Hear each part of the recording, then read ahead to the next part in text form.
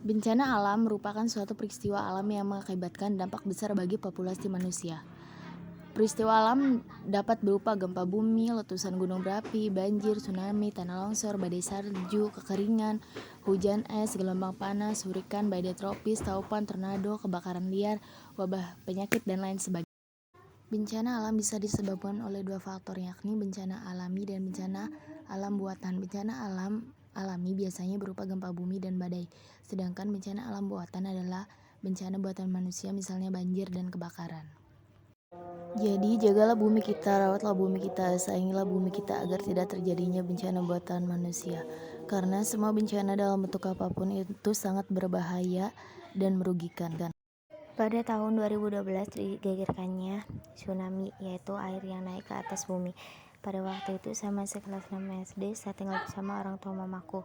Pada malam hari sekitar jam 11.26 malam digegerkannya tsunami yang terjadi di sebelah desa kita, yaitu desa Ciroco. Pada saat itu memang saya membangunkan semua keluarga dan berteriak sangat keras dengan menandakan adanya tsunami.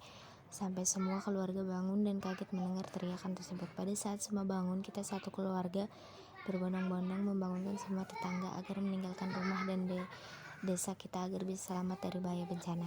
Sampai bibi saya berteriak kencang sekali untuk membangunkan saudaranya dari rumah. Akhirnya semua orang satu persatu pun bangun dan menggegerkan satu desa. Semua orang berbondong-bondong pergi dari desa tersebut. Pada saat itu semua orang berlarian pergi meninggalkan desa tersebut dan pergi ke desa Pontang.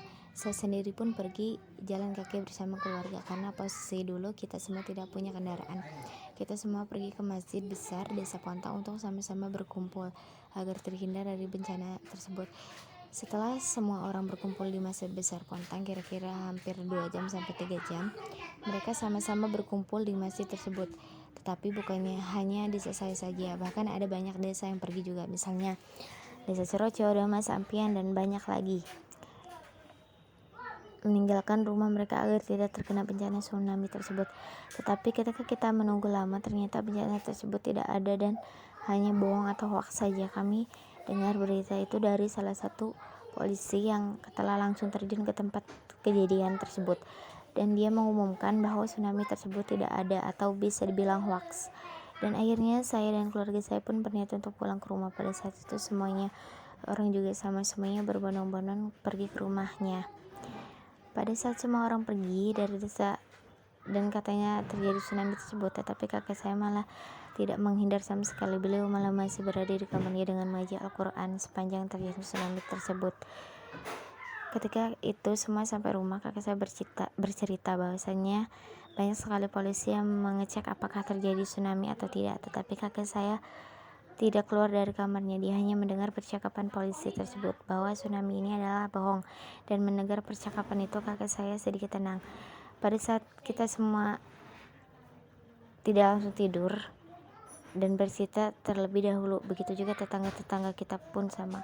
Mereka menceritakan kejadian malam ini dengan sangat gembira karena mereka dibohongi oleh berita tersebut. Kesimpulannya, ketika kita mendengar satu berita dari satu orang, jangan mudah percaya dulu, apalagi masalah serius seperti ini. Kita harus mengetahui sumber berita tersebut, apakah memang benar terjadi, apakah hanya sebuah kebohongan atau hoax saja. Dan ketika kita langsung percaya terhadap berita tersebut, akhirnya banyak sekali orang yang merasa dirugikan atas adanya berita tersebut.